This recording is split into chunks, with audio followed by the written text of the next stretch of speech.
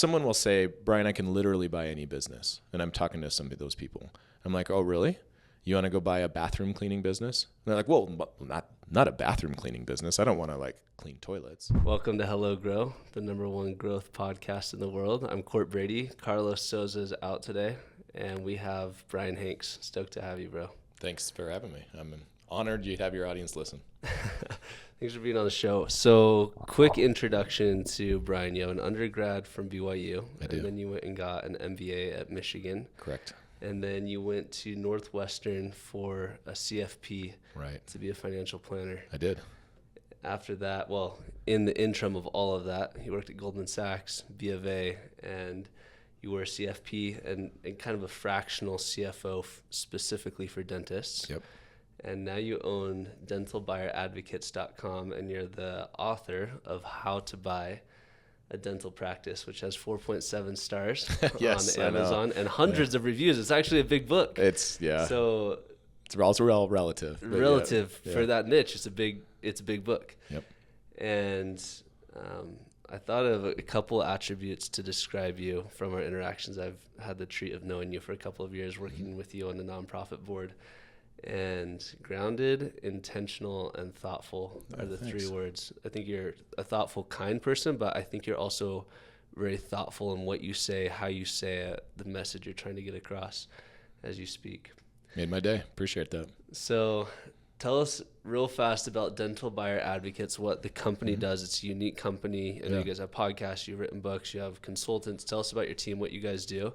Then we're going to go into kind of your entrepreneurial journey, how you got to from the corporate world into, I've been to your office, and how you got into the entrepreneurial world. And then we're going to go into the fundamentals of buying a business, because you've helped dozens or hundreds? Hundreds for sure. Hundreds we of might people be at 1,000 plus now. Buy businesses. Yeah. So we're going to talk about what you look for, the red flags, Okay. what people should avoid, and what they should be salivating over. Perfect. From the businesses that they should buy. Yep. So tell us a little bit about dentalbuyeradvocates.com. So we're recording this Q2 2024, and if you've watched the news, the National Association of Realtors have been in the news, the big lawsuits, and every realtor, is sweating a little bit because some big lawsuits have come out and said, hey, when you're buying and selling a house, it's no longer just a given that the seller has to pay 6% commissions on the sale of a house, right? For 40, 50 years, the rule has been, all right, you're selling your house, the buyer's agent gets 3%, seller's agent gets 3%, and maybe you can haggle a little over that and get it down to like a 5% total commission. But there have been some lawsuits that challenge the legality of that, and so now it's not a given. Sellers can say, hey, listen, I'll pay my agent to sell my house. But if you're a buyer and you want to work with somebody, you can choose to pay them, or I might choose to pay them. There's now some freedom in how buyers choose to work with someone to buy a house or not work with someone, right? So I work in dental transition. So the buying and selling of dental businesses, dental practices is what they're called. And for 20, 30, even longer, 40 plus years, there have been brokers out there selling dental practices. There hasn't been anyone that works with buyers. There's been no one that really handholds the buyer through the process, helps them understand answers to key questions like, is this business any good? What's a fair price to pay for this business? If I buy this business, how much money am I likely to make or not make? And of course, the broker has an answer to that question, but the broker works not for the buyer, they work for the seller. And so I saw a niche and I saw a need, and we can talk about how I address that, but the business that I run just helps buyers of dental practices. That's our niche. And right now we help 120 to 150 dentists in a given year buy their dental practice. Wow. And we have a process just for it. Just at a dental school, or what's the most likely candidate? Most of our clients have been out of education for about 5 to 7 years. Most of them, when they finish purchasing the practice, they tell me, Brian, I wish I would have bought about 5 years sooner than I did. But realistically, they've been out for a little while. Dentists tend to have, on average, somewhere between $375,000 and $400,000 in student loans. So they feel a little overwhelmed with finances. And so they go out and work for a little while. And then they get frustrated by the lack of control they have in their career. They're sick of working for other people. Your audience may resonate with that a little bit. And they're ready to buy their business. And so I step in and help them with all of the steps in the process except for the legal work. So dentists hire me and they hire a lawyer and we get them to the finish line. Got it. Okay, so I want to hear just one. I know that this is common for every entrepreneur. What was like that one moment? You've owned it since 2017. So one moment over the last 7.5 years where you're like, oh my gosh, why in the world did I ever leave corporate America? What am I doing? Oh gosh, there's so many of them, right? You want me to just pick one? We'll take as many as you have. But. Yeah. I think it's death by 1,000 cuts. I think you can have moments where you maybe get sued or someone invents a product that undercuts yours. And I hear those stories. Mine have been just small, little things like this morning, setting up a 401k for a second company I'm starting. And it's called dentaltax.com, just barely getting off the ground. And I'm trying to connect the 401k to the payroll provider, ADP. And just on the phone with an 877 number, trying to get someone to help you. Those are the moments when I think to myself, oh my gosh, I wish I had an IT department or a payroll department of the company just to send this to and say, let me know when it's done. So I have death by 1,000 cut moments where I'm like, oh, great, this person quit. I need to find a replacement for them. Now I have to hire, now I have to train. And they're draining in a sense. So yeah, they're hard. They're hard moments. So you're saying that the difficulty is that you're head of IT, you're head of finance, you're head of HR, you're head of sales, you're head of operations, you're head of strategy. That's right. And the buck stops with you on every single one of those things. Correct. And it never sleeps. That's right. Got it. Yeah. Yeah, I can relate with that. Okay, so let's jump back a little bit. So you got an undergrad at BYU. Mm-hmm. Talk a little bit about your path. You went to BYU. Yeah. You had a couple businesses that you worked at, and then you went to Bank of America. And then what inspired you to go to Michigan? And how'd you that's not an easy program to get into. That's a top tier MBA program. Yeah. So at BYU, I was in the business school. I knew enough to know my interest lies with business in some form or fashion. I remember at the time reading Rich Dad, Poor Dad, Millionaire Next Door, some of those kind of standard personal finance type books, and just feeling that tug towards entrepreneurship. My issue was lack of examples. So grew up solidly middle class, awesome parents. Dad is a great engineer, electrical engineer. Mom's a piano teacher. And I just didn't live in a neighborhood where I saw other adults running their own business. And so I didn't have examples to kind of look at. So as I'm in business school and I'm dating people, and I got married in the last semester of undergrad for me, the thought process was, well, the path is you go get a job. That's what you do after you graduate from college. The only people I knew starting businesses were doing door-to-door sales. And that didn't resonate with me. I didn't want to do door-to-door. I did the LDS mission with door-to-door sales, and I didn't like that aspect of the mission experience. And so in my mind, starting a business was scary. And so what I did is I just picked the niche in business school that seemed to have the fewest students in it, thinking I can set myself apart. It was supply chain management. It wasn't marketing or finance. So I did supply chain and got a job and went out and did kind of a management training program where I bounced around the country a little bit, El Paso and then Chicago. And I was working in corporate America thinking, is this it? Like, I'm showing up at 8, I'm leaving at 5:30. Like, I'm looking forward to lunch. I'm listening to like personal finance and entrepreneurship podcasts on my lunch. And at the time, like the iPod was kind of new. This is like when podcasts were starting to be a thing. And I was just like, I don't understand how people do this, but I knew that I wasn't happy.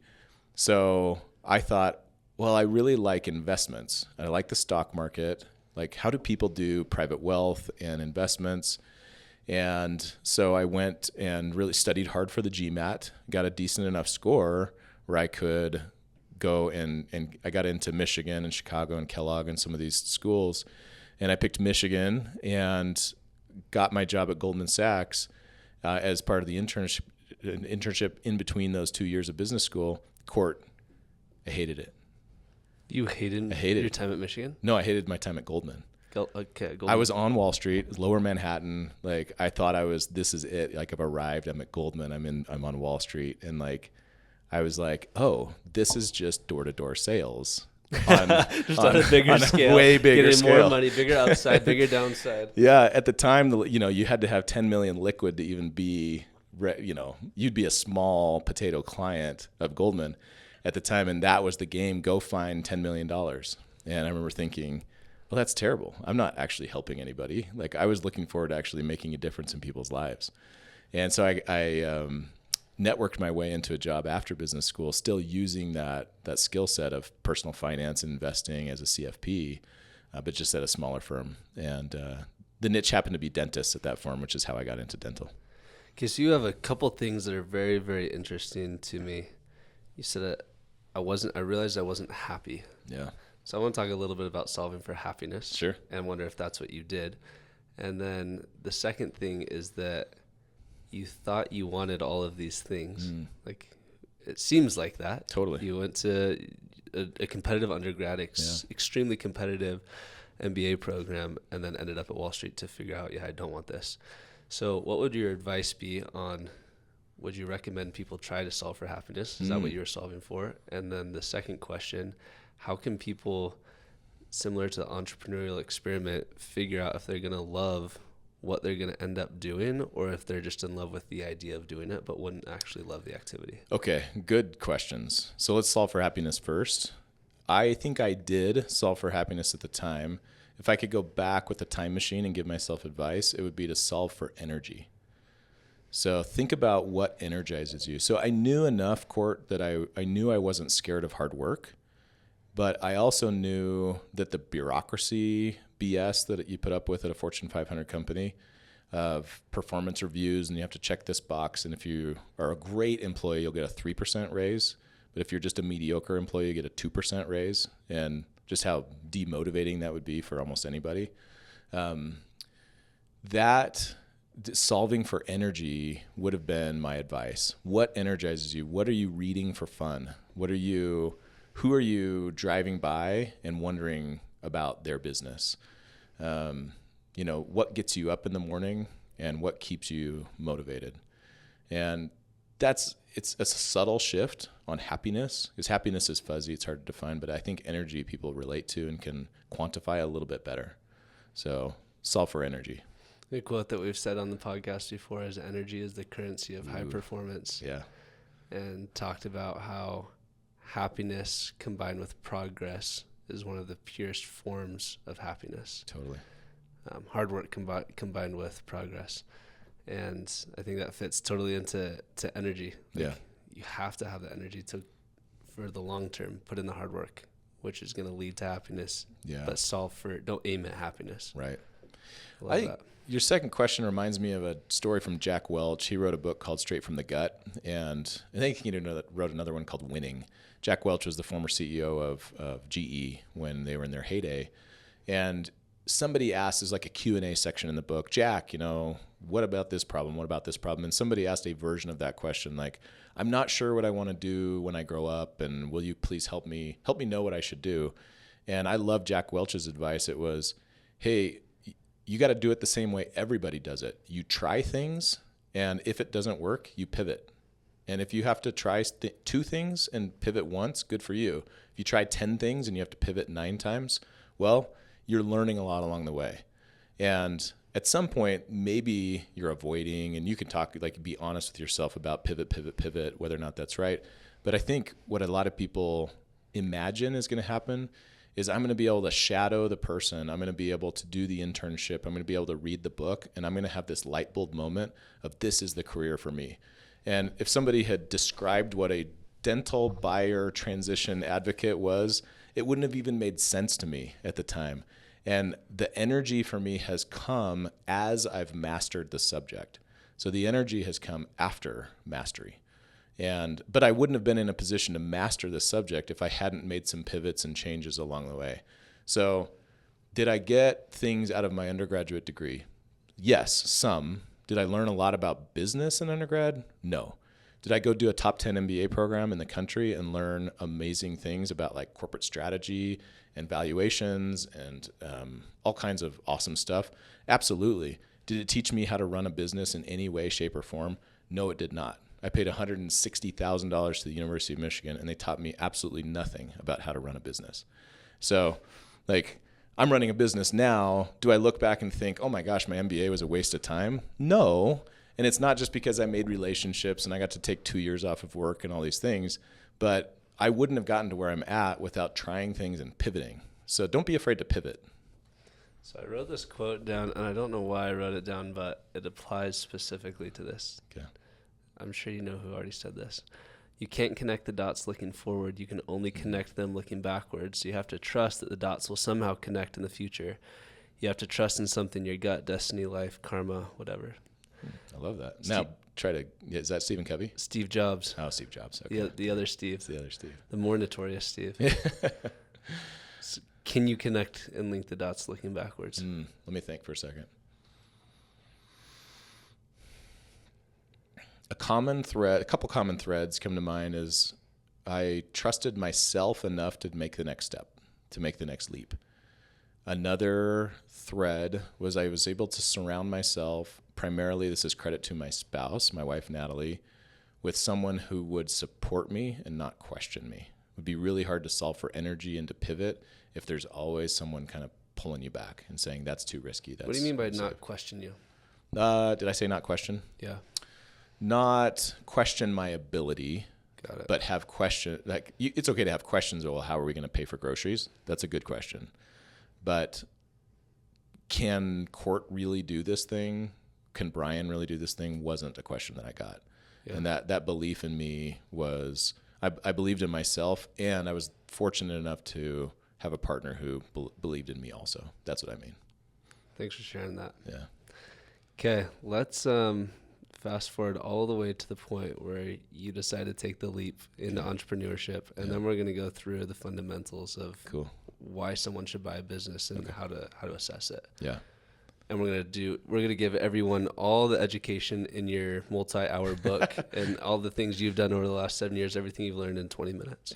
Piece of cake. Piece of cake. Yeah. So what caused you to say, I'm going to go do entrepreneurship and I'm going to take this big leap? I mean, with your resume, you could have got a job anywhere in the world, and you decided to go and say, I'm going to go start my own thing. Failure. You decided to go fail. No, massive, like earth-shattering, worst day of my life failure was the catalyst for me. So okay, you gotta tell me about that. So I'm working at a small business. I'm working for another boss, decent human being, and someone that I still respect and admire in a lot of ways today. I went in on a Monday thinking I was going to have a conversation about a raise. And I walked out of the office 15 minutes later with a wife who didn't work and 4 little kids at home, and I had no job. So I got fired. So getting fired was the catalyst and the kick in the butt that I needed to have the courage to think, okay, maybe I should do my own thing. So it literally took having no income and I didn't have a plan, right? You would think, like, as planful as I am, GMAT scores, Michigan, all these things, like Brian would have a backup plan, right? No, he didn't. And, I was just head down working on my stuff, and I walked out of that office fired. And, we could talk about like why and all of those things, but to answer your question directly, it really did take that wake up call of, oh my gosh, someone else controls my addiction to food, clothing, and shelter. And not only my addiction to food, clothing, and shelter, my 4 kids. And that is unacceptable to me. And I can't do that anymore. And so I'm going to figure out a way to make this work. And I was fortunate enough to have an idea and all those things, but it did take pure fear and pure failure to make it happen. So walk me through the first 6, or like, when did you first turn a profit at Dental Buyers? Yeah, so let's see. First year, total revenue was $128,000, like $128,700, and total expenses were something like $30,000. So profitable first year, and the overhead was some software and a part-time admin that worked like 10 hours a week doing some basic stuff for me. And I knew it would work because I did what I was doing on a part-time basis at my job I got fired from. So I had seen the business model work, and it was a side business for a bigger CPA firm that did this little thing on the side. So I knew there was a market for it, and I knew no one else was focused on that market. So, man, I mean, so part of what you've done on the nonprofit, we both worked as part of the board for the entrepreneurs organization. Your role is to help budding entrepreneurs get from 250,000 to $1 million in revenue. Right. As you see their stories, is 128,000 in revenue typical for a first year? Ooh, no, that would be unusual. I feel like that's super atypical. We did $3,185 our exactly. first year. Yep. So you'd already done it. You had already proved something. Yeah, and I'd proved it somewhere else. So it is. I find more stories like mine though, where I was, someone was kind of doing the thing that they started the business of somewhere else. They were working for somebody else. They had to negotiate non-compete issues. Maybe they had to worry about like, am I going to pull clients from my old employer or things like that. That's more common than, well, I'm just going to quit my job and start this software business and hope it takes off. More people do what you did, I think, and what I did, like, let me test this theory out. Let me kind of do the side hustle thing, see if there's a market. And I did. I woke up at 5 a.m. and kind of did my own thing for a little while on the side and then started the business. Yeah. Okay, so let's go through, and now you're 7 years later with over 1,000 people that you've helped purchase dental practices. Okay, yep. So let's talk about, if you're consulting somebody as you go through this hierarchy, do you tell them, go buy the team, go buy the location, go buy the reviews, go buy, what is it? The P&L? Let me caveat by saying I work with service businesses, and so the advice here could be different for a SaaS business, or it could be different for any number of different businesses. But mine's a dental office where it's a lot like a chiropractor or any number, like doctor. There's lots of service businesses where a plumber would be similar, where someone needs to go physically do something in order to make money. But your question was, what's the advice? What do you look for? Can I tell you the mistake that most people make first? Please. All right. Most people treat buying a business similar to buying a house because that's something they have done and it has a price tag that could be in the same range, right? Most people have at least purchased a house or like gone house shopping, and the process feels very similar to what can happen in buying a business. When you're buying a house, you're like, okay, I think I want to live in, Redmond, Washington, and I think these three neighborhoods is what I'm looking for. So you find an agent, you call them up, you give them your criteria, and that agent schedules showings, and you show up at a house, and you kind of walk through, and you're looking at the tangible stuff that you can see. All right. So in a business, that would be things like Google reviews. It could be like location, signage, could be the number of desks you can kind of peek through the window and see if they won't let you meet the employees. And I think the biggest mistake people make is they focus on the visible. All right. When you're buying a business, you have to have the mindset of looking at the invisible, the things that aren't necessarily something you can walk up and kick. And you said it, it's what you're actually buying is a profit and loss statement. Okay. Well, let's dig into P&L a little bit, profit and loss. But what you're buying is a system of a proven system of money showing up in the door and paying some people to make that, pay people and vendors and stuff to make that money show up. And hopefully a difference between those two numbers. And hopefully the revenue number is bigger than the expense number. Hopefully, right? So if you're buying a business, focus on the P&L first and then ask intelligent questions. And I'll give you a few intelligent questions, but did that answer your question, Court? Yes. Yeah. So you buy the P&L? Yes. Over cash flow? Cash flow and P&L are closely related enough to me that they're in essentially the same thing for most entrepreneurs. And then you just say, where am I getting the best multiple? You could, yep. I think then it's, well, what's my best multiple, which is a price question. I think a better question is, what gives me energy? What am I excited to do? It's rare. Someone will say, Brian, I can literally buy any business. And I'm talking to some of those people. I'm like, oh, really? You want to go buy a bathroom cleaning business? And they're like, well, not a bathroom cleaning business. I don't want to like clean toilets. I'm like, okay, so all right, now we're starting to eliminate. So let's be real about what gets you excited. So you're buying a P&L, and you want to be at least enthusiastic enough about the topic that you can make it happen. I was reading a story yesterday about a Major League Baseball pitcher. He's on the team. He's playing for, I'm going to mess up the name, the Oakland A's, somebody like that. And he's like a relief pitcher, and he's making $600,000, $700,000, $800,000 a year, but not tens of millions. These aren't the big contracts. And pitchers at any moment, right? Tommy John surgery, you could have an elbow go out or something like that. So he's not an idiot. And he starts looking around, and he ends up buying a street sweeping business for like the San Francisco area.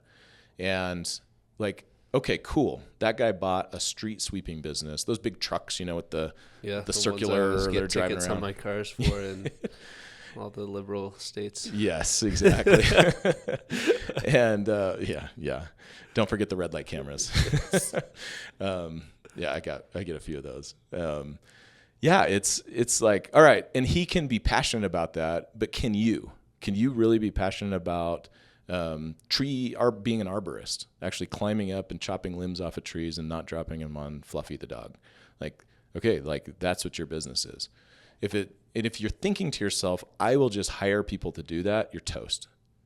You have to have a mastery of whatever the subject is of your business in order to feel passionate and to know who to hire and what insights to have in your business to make it more profitable and things like that.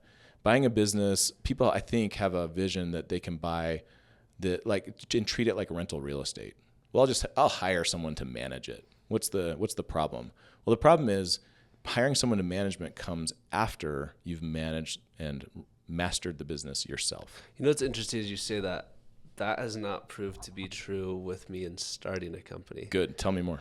But it makes total sense in purchasing a business. Okay, yeah. Because when you start a company, I had a chip on my shoulder. I was going to go prove to the world that I was good enough to go start a business and to get it to multiple millions of dollars and hire a team. And it was in the asset inspection space that I had zero interest or passion or anything about. And I think that is, I think that it's spot on. If you think about going and buying a business and saying it's. Did you ever watch the movie The Founder? Yeah. About Ray Kroc. Right. And you have these guys that just go buy the business and they're not passionate about it. They don't care what's going to happen. They're just trying to buy the P&L. Right. And then it doesn't end up well. Yeah. So interesting. Yeah. So you could start a business you're not passionate about, but to purchase a business, you have to be passionate. I think you got to be energetic enough that you are going to care to ask intelligent questions and have the patience to find good answers. Again, I don't think anybody buys a toilet cleaning business because they're passionate about, sanitation and clean toilets and things like that. But I know there are people that are passionate enough about health and helping other businesses achieve their goals, and they're passionate enough to make it work. And there are restaurants and other businesses out there happy to pay this person to come in and clean their toilets and make their bathrooms clean. That's such an interesting intangible that relates to real dollars on the other side. Yeah, exactly. Okay, so that circle, are you drawing a Venn diagram? Are there other circles that's got to be filled? Well, you have P&L, and you have passion. Yeah. Those overlap? Yes, I think they overlap. I think I would throw in some maybe inside the first circle. So you're buying a P&L, but what are you actually buying? Okay. In the case of a dentist, you're buying the habits of the patients who come to that office. Okay. Now you're buying an established patient base who know, like, and trust the dentist, but they like other things about the business too. They like where the location, the physical location of the dental office is. They like that Sally at the front desk knows their name and knows that they can only meet on Wednesdays because that's when the after school whatever program is. They like the cute hygienist with the long eyelashes who bats them at her, when he's sitting in the chair or whatever, right? There's 100, that's probably inappropriate, but there's 100 reasons why someone likes that specific office, and, knowing what it is that okay, so I'm buying a revenue stream. What revenue stream is it? What's going on? Do I have government contracts? Do I have 1,000 patients that come to this dental office? Do I have maybe some proprietary technology or like a license that only I'm allowed to sell this book or this, I have the license to this music rights that, YouTube videos use or something like that. So what is actually driving the revenue, and is there a reason why that revenue would go away if you bought the business? So this relates to all technicians buying a business and converting from technician to entrepreneur. So with you, it's dentists that have been essentially a technician that somebody else has hired to do something. They're extremely good at filling cavities, cleaning teeth, performing root canals, whatever it is.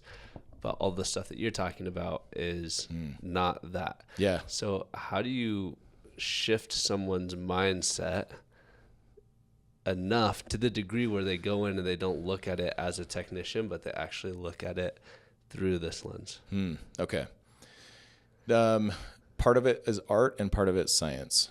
Okay. The science answer is I throw science, and real scientists are cringing, but like I throw science like in the bucket of, can I put it in an Excel spreadsheet? Okay. Excel, of course, the greatest computer program ever written by mankind, as we would both agree. Yeah. And court's nodding, and I'm glad to hear you agree. So like, can I throw it in an Excel spreadsheet? Is like, how many active patients? So then let me go through the questions I would go through with the dentist. And then if you're listening and you have a different business, just substitute dentist or customers for your word of choice. But, how many patients are there? How often do they come into the dental practice? How many Google reviews? Like, these are the statistics things that some people think of as the first question. No, the first question is P&L. The second question is, well, what's driving the P&L? Why do people come to this business? Is it the location? Is it the Google reviews? Is it the reputation? Is it that this doctor is really good at one procedure that you don't do? And if you buy this business, patients are going to expect you to be the king of making my teeth look like, I don't know, some Hollywood celebrity. I don't know why I thought of Mark Wahlberg first. Does he have really nice teeth or something? I would say your teeth. I've been looking at your this whole time. I have dentists for clients, so they have to be nice and white. Brian Hanks teeth. But can you? What are the facts? What are the scientific numbers that go in a spreadsheet? Okay. What's the art? How do I shift someone's mindset to be thinking about it like a business owner? And then the question becomes, what is why are you doing this? Okay.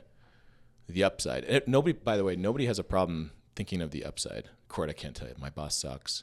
I can't wait to make more money. I can't wait to have control over my career. I want to be open on Thursdays, but not Fridays.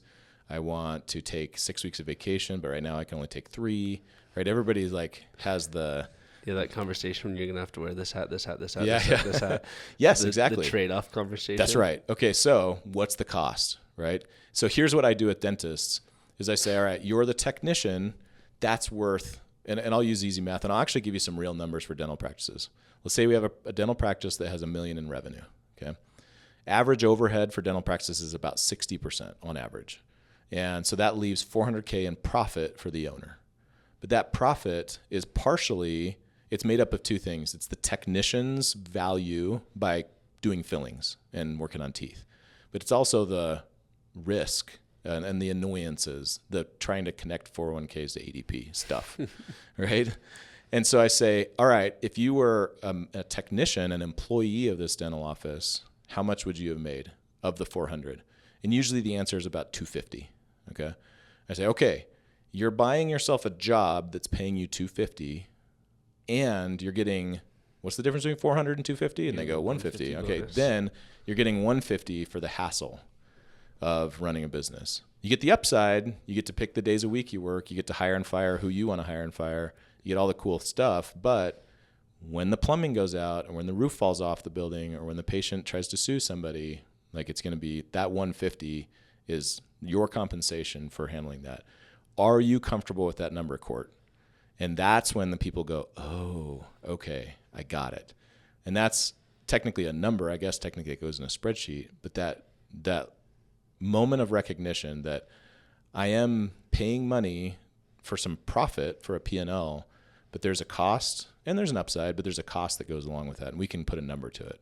I've never heard such a simple way to explain that to somebody of, dude, you have the service-based business that you're working for. You want to go start your own and compete with that business. The way you described it was a perfect framework to think through it. Can I give you one caution real fast? Please. Okay, so here's a common thing that a lot of dentists will tell me. Oh, okay, I got it, Brian. Thanks. Guess what I'm going to do? I'm going to hire another dentist to do the $250K, and I'll just keep the $150, and the dentist will be in there. And every once in a while, I'll have to pop in and maybe have to hire and fire, but I'll hire a dentist to just work in the office. Okay, 2 problems with that. Number 1, the dentist that you hire doesn't care as much as you do about your business. He doesn't care about the 150. He's getting his 250. Yep, he just wants to show up and do fillings. So if there's not enough Google reviews, if Alice at the front desk isn't answering the phones very effectively, the employee dentist doesn't care now. So now your $1 million in revenue starts to shrink pretty fast, and your 150 goes away. The other problem is that the available dentists for you to hire tend to be worse at their job than the dentists who want to be an owner. So you're trying to hire someone with an ownership mentality, and they don't exist. So there is no free lunch here. There is no ability, at least when buying a business, to just say, all right, Court, I'm going to buy this business. I'm going to hire someone else to run it, and I'm just going to sit back and soak in the profits, in my experience, in the service industry. So that's proved to be true for me up until a revenue point where the revenue for the new operator becomes interesting enough where you could say, I'll find you. But when that number goes north of 250, I was going to ask what the number is, and I was going to guess about $250,000. Yeah, because they start getting excited about that, and then it opens up the network to there's lots of great operators at that point. But that means that your business has to have unbelievable margins, or has to be in the $3, $4, $5 million range where you can start saying, let's bring on somebody to operate this better. Yep. Then, okay, so easy solution, I'll go buy a $5 million business. Okay, maybe, right? And if you have the resources to do that, go for it. Yeah. Yeah. And then find the operator. But you put yourself, if you buy a $5 million business and you're going to put an operator in, you're not going to take the time to ask the questions and learn the business, then you put yourself in this precarious situation where your people can just leverage you. Right. Say, we need this. The benefit of starting a business or being passionate enough about the business that you buy to uncover all of the rocks and turn them all over is you either have done all of the roles, like you started at the ground floor, you were the receptionist, you know how the system works, you know how many, like all of these things all the way up to the technician, or you've uncovered those and turned them all over and put the SOPs together, the standard operating procedures for all of those, so that somebody can't come to you and say, well, we tried, but we could only accomplish this. Say, no, when I did it, I accomplished this, and I know you can accomplish that. Yep. Let me help you. Right. Yeah, brilliant. Well said. Tell me this concept of value investing, this Warren Buffett idea of buying a company that's underperforming, and do you, when you have dentists, their specialty, if they're a technician, is probably in the dental procedures, not necessarily in resurrecting a business and combing the hair and shaving the hair and making it something beautiful. Like, do you encourage them to buy hairy businesses, or do you encourage them to buy well-groomed businesses? Well-groomed all day long. Always? Yeah. And I'm a huge fan of Warren Buffett and Charlie Munger. Because they're not the person that wants to go and fix the business. They just want to go and be the technician and get that extra 150 with the least amount of downside. Yeah. And the technician, if you're listening to the podcast, you never bought a business, never run a business, you don't know if you have the skill set to turn around a business. So what you're banking on is you're essentially saying, I'm buying from someone dumber than me. I'm smarter and harder working than the person I'm buying the business from. The person that started it. The person who started it. Yep. Now, that can absolutely be true. And I'm not going to vote against you, but I'm saying you better check yourself, because you're about to borrow a huge sum of money with that bet. So I love these frameworks of thinking through the process. Yeah. Okay, 2 more questions for you. I'm ready. You've worked with tons of entrepreneurs who talked about that and helping them get from 250 to $1 million. What what's the most common question and advice that you give to them? The faster you can hire someone to do a job that you're currently doing, the quicker the business tends to grow. Yeah, not an ironclad rule, but that's a pretty safe rule of thumb. The thing that stops most people from doing that is it's a version of greed. That has a little like a negative connotation, but it is like a fear that they won't be able to afford the new person. And why wouldn't they be able to afford the new person? Well, because they've ramped up their lifestyle and they like the 300,000, 400,000, 500,000 they're making a year, and they've got a trip to Paris planned next summer. And dude, I don't know if I want to hire because I'm not sure that I'm going to be able to cover the credit card bill. Yeah. So as in general, the thing that stops someone at 500K and keeps them at 500K for 10 years is they're reluctant to go hire someone to do the job they're doing. You take a temporary dip for a long temporary dip, and you got to train that person, and it's hard to train somebody. It's kind of annoying. Yeah. Let me think. What else? But while I think about it, is there anything that comes to mind for you? Well, that same thing of you as an entrepreneur, I feel like I should only have the same role for 3 months. Ooh. Once 3 months is over, like that was my time, dude, to learn the role, find somebody, and train them. You have 3 months to do it. And they only need to be 80% as good as I was at that role. Because if you find 10 people that are 80% of you, you got 800% versus your 100%. Yep. And you're probably paying them less than 80% of what you're taking home. Yep. I love that. Where were you, 6 months ago when I was forgetting that rule? The 3 month, I'm going to call it the 3 month Court Brady rule. 3 months. I love that. No, that's super smart. I have one other question for you. Yeah, go ahead.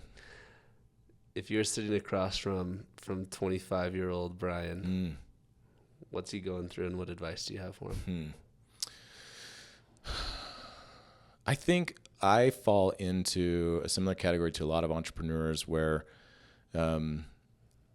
I feel like I have something to prove by going out and running a business. It is about the money. The money is nice. I used the trip to Paris example because I got to take my wife to Paris last year. First time. It was just the two of us. We paid for a babysitter at home. Like, no joke. Like, I felt like we were on The Bachelor, and it was an amazing trip. And I sound like I'm bragging, and I don't mean to. But like, candidly, it was like really meaningful for me.